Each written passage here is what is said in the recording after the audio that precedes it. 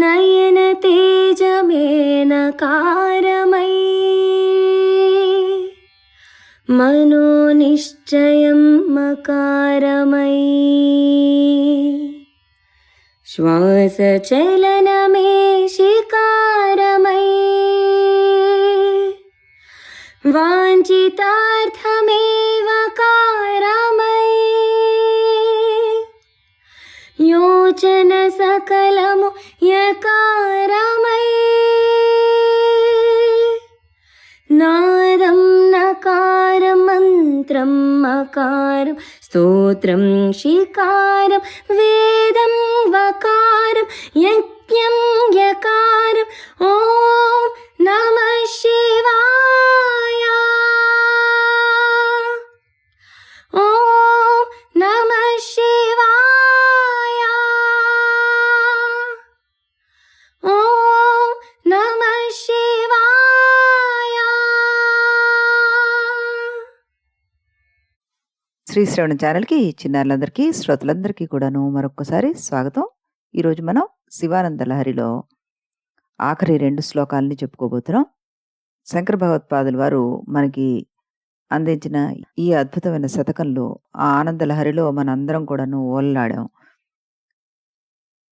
ఆ మహాత్ముడికి మరొకసారి ప్రణమిల్లుతూ అతి సులువైన ఉపమానాలను ఉపయోగిస్తూ ఆ శివతత్వాన్ని మనకి పరిచయం చేయడమే కాకుండా ఆ శివుడి యొక్క పాదాలని, ఆ చరణార విందాలని మనం ఏ విధంగా పట్టుకుని తరించొచ్చు అన్నది చాలా చక్కగా మనకి సూచించడం జరిగింది. ఈరోజు మనం ఈ 99వ శ్లోకం, 100వ శ్లోకాన్ని కూడా వినేద్దాం. ముందుగా 99వ శ్లోకం.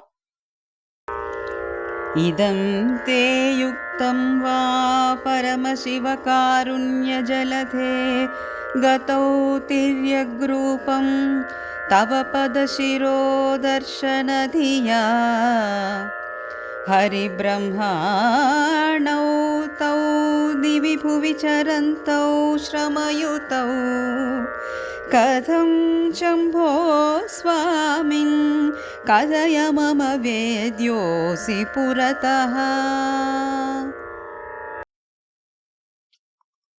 అనురాధ ఎంతో చక్కగా పాడి వినిపించారు మనకి ఈ శ్లోకాన్ని. ఇప్పుడు దీని ప్రతిపదార్థాన్ని విందాం మనం. పరమశివ, సకల దేవతా సార్వభౌముడవైన శివ, కారుణ్య జలదే కరుణా సముద్రుడా, తవ నీ యొక్క పదశిరోదర్శనాధియ పాదాలను శిరస్సును కనుగొనాలనే బుద్ధితో తిర్యగ్రూపం, తిర్యగ్ జంతువు అంటే ఒకటి వరాహము, రెండవది హంసల్లాగా రూపాన్ని పొందావు.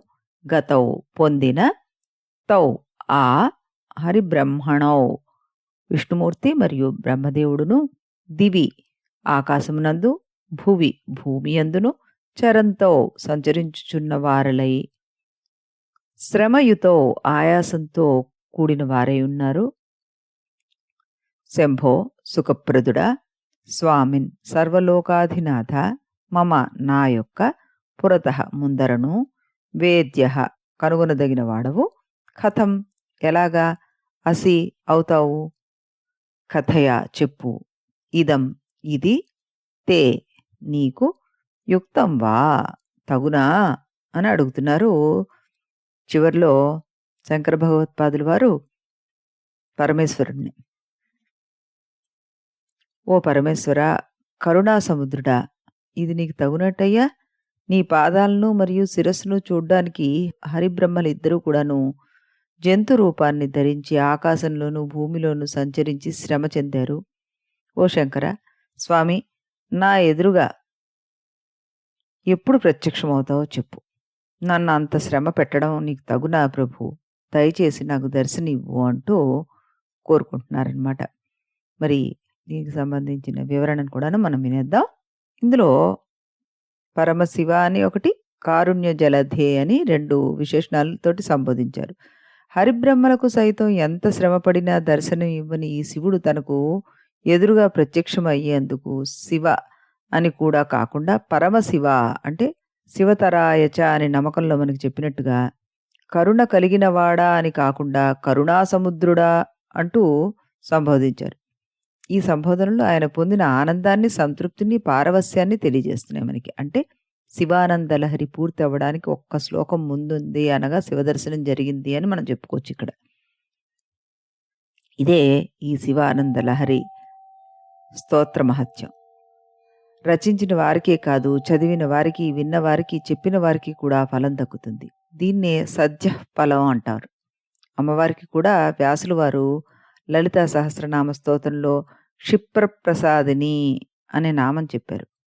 అంటే ఆది దంపతులు ఇద్దరూ కూడా అలాంటి వారేని అర్థం అన్నమాట. శివుని పాదాలను చూడ్డానికి హరి వరాహ రూపం ఎత్తి పాతాళం దాకా చొచ్చుకుంటూ వెళ్ళిపోయాడు. అయినా ఫలితం దక్కలేదు. అలాగే బ్రహ్మ కూడా శిరస్సును చూడడం కోసం హంస రూపం ఎత్తి ఆకాశం అంతా గాలించిన ఫలితం దక్కలేదు. వ్రతం చెడ్డా ఫలం దక్కనట్లుగా లక్ష్యాన్ని సాధించడం కోసం హరిబ్రహ్మలిద్దరూ తిర్యగ్జంతు రూపాలను ధరించడానికి కూడా వెనకాడకపోయినప్పటికీ కూడాను అలసట, శ్రమే తప్ప దర్శనం దక్కలేదు. కానీ ఇక్కడే కదలకుండా ఉండి నీ పాదధ్యానం చేస్తున్న నాకు దర్శనం ఇచ్చిన వాడివి ఎలా అవుతున్నావో నాకు అర్థం కావడం లేదయ్యా. దీన్ని నా యోగ్యత అనుకోను. కేవలం నా మీద ఉండే నీ వాత్సల్యం మాత్రమే. నువ్వు శంకరుడివే కాదు, భక్త శంకరుడు అంటూ స్తుతిస్తున్నారనమాట ఆయన్ని. ఇప్పుడు దీనికి సంబంధించిన అనువాద పద్యాన్ని కూడా మనం విందాం. భవదీయ పద శిరోభాగములను చూడదలచి తిర్యగ్రూపములను కల్గి వాసుదేవుండును బ్రహ్మదేవుండును క్ష్మాంబరములలోన సంచరించి సతతము శ్రమ పొంది సతమతమై తాము పాటుపడిన కూడా ఫలము లేదు. హే శివా పరమేశ, హే దయా సముద్రా, స్వామి శంభో విభో సాంబమూర్తి, ఆ విధముగా చేయంగా న్యాయమగునే. హరివిధాతల కందని పరమశివుడా, నేను చూడంగా అర్హుడనైన విధము విశదపరుచుము దయతోడ విపులముగను.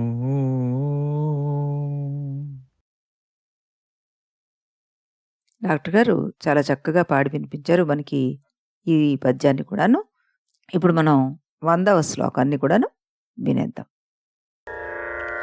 స్తోత్రేణాలమహం ప్రవచ్మి నమృషా దేవా విరించాదయః స్తుత్యానాం గణనా ప్రసంగ సమయే త్వామగ్రగణ్యం విదుః మహాత్మ్యాగ్రవిచారణ ప్రకరణే ధానాతుషస్తోమవః దూతాస్త్వాం విదురుత్తమోత్తమఫలం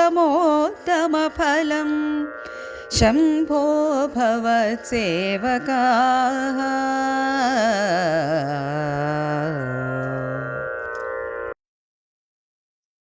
అనురాధ చాలా చక్కగా పాడి వినిపించారు.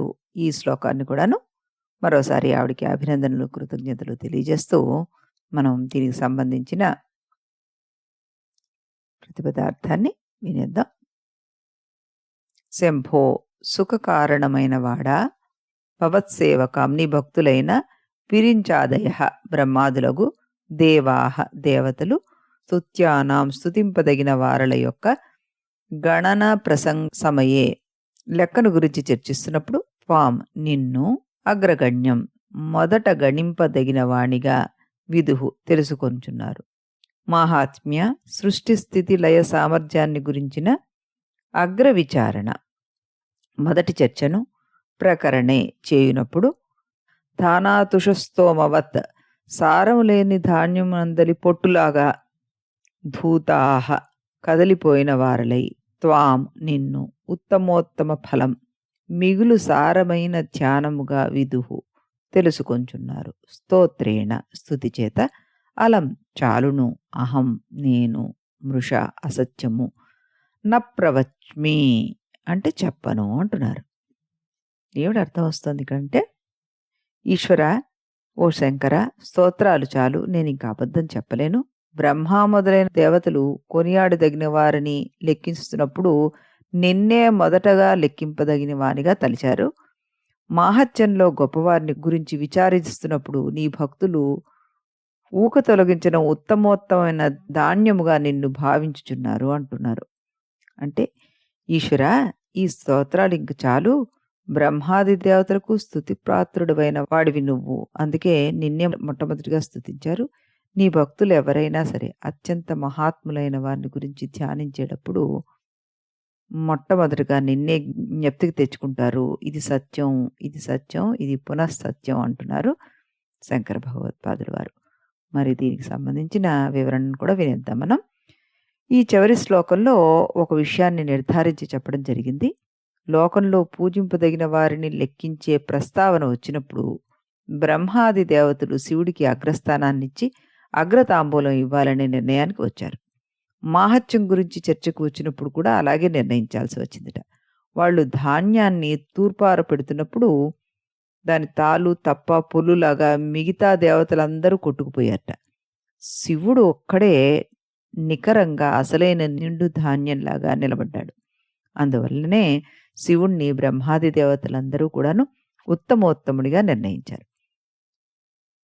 ఇలా నేను చెప్పడం నిన్ను పొగిడేందుకు కాదయ్యా, నేను చెప్పిందంతా పచ్చి నిజం, దీంట్లో ఇసుమంత కూడా అసత్యం లేదు అంటూ ఈ శివానంద లహరి శ్లోకాన్ని ఆయన ముగించారన్నమాట. పోతన గారు కూడా చేతులారంగ శివుని పూజింపడేని నోరు నవ్వంగ హరికీర్తి నుడవడేని దయయు సత్యంబు లోనుగాదల్పడేని కలుగున్ ఏటికి తల్లుల కడుపు చేటు అన్నారు. అంటే చేతులు జోడించి మనస్ఫూర్తిగా భక్తితోటి ఆ భగవంతుణ్ణి పూజించనివాడు, నోరారా విష్ణుమూర్తి సద్గుణాలను భక్తితో గానం చెయ్యనివాడు, ఇతర ప్రాణుల పట్ల దయతో లేనివాడు, నిరంతరము అసత్యం చెబుతూ సత్యవర్తనని ఆచరింపనివాడు, మానవ జన్మ ఎత్తి కూడా ఉపయోగం లేదన్నారు పోతనామాచులు వారు భాగవతంలో.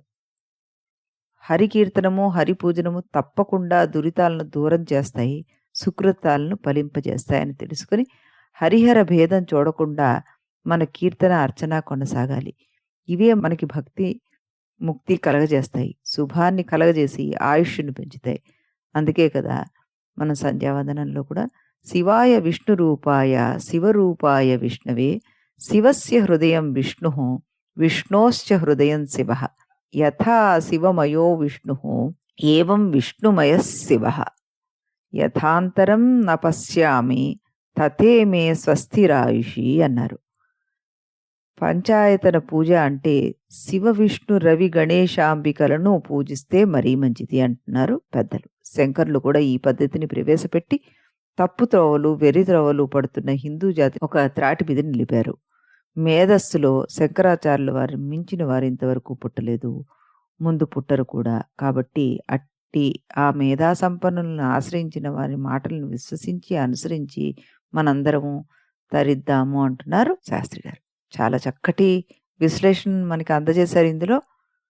మరోసారి మనం హరిహరులు ఇద్దరిని కూడాను చక్కగా తలుచుకోవడం జరిగింది ఈ శ్లోకంలో.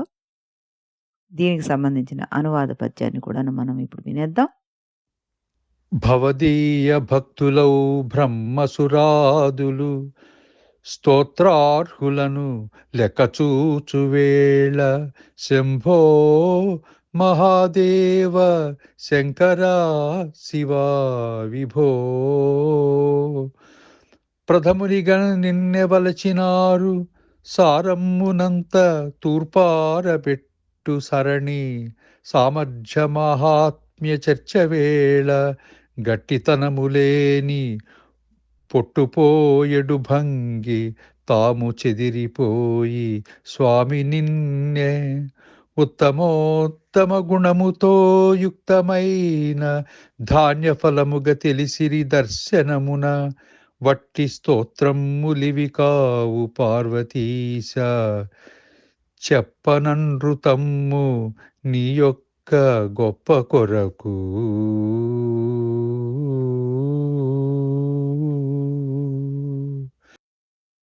చాలా చక్కగా పాడి వినిపించారు డాక్టర్ గారు. మనం ఎంతో ఇష్టంగా ఈ శివానంద లహరి మనం చెప్పుకోవడం జరిగింది.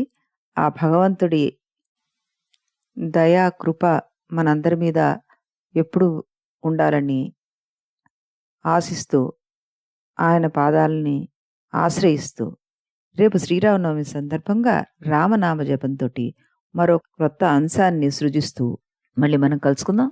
ఇందులో ప్రార్థనా శ్లోకంగా పంచాక్షరిని పాడిన చిరంజీవి లక్ష్మీశ్రావణికి అనేక ఆశీస్సులు అందిస్తూ, అలాగే శ్లోకాలతోనూ పద్యాలతోనూ సహకరించిన శ్రీమతి అనురాధకి, అలాగే డాక్టర్ రామకృష్ణ గారికి మరొకసారి కృతజ్ఞత అభినందనలు తెలుపుతూ, మనం సౌందర్య లహరి అలాగే శివానంద లహరిని జంటగా చెప్పుకోవడం జరిగింది.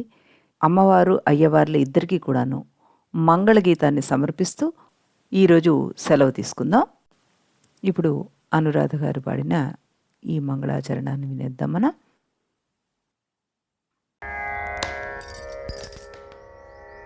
రా హారతి గొనగవో శంకరా, మము పాలింపరా ఓ పరమేశ్వరా. రా హారతి గొనగవో శంకరా, మము పాలింపరా ఓ పరమేశ్వరా.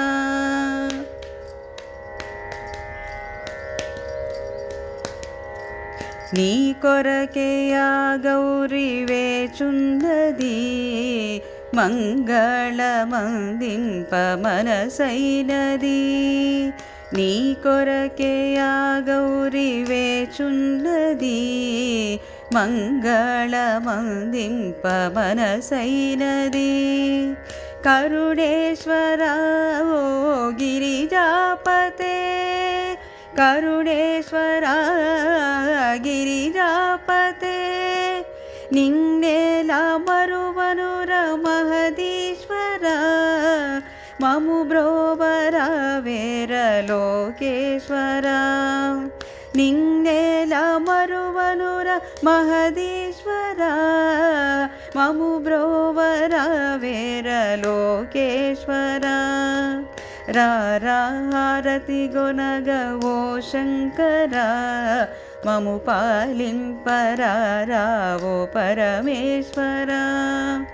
రా హారతి గొనగ ఓ శంకరా, మము పాలింపరా ఓ పరమేశ్వరా. మము పాలింపరా ఓ పరమేశ్వరా. మము పాలింపరా ఓ పరమేశ్వరా.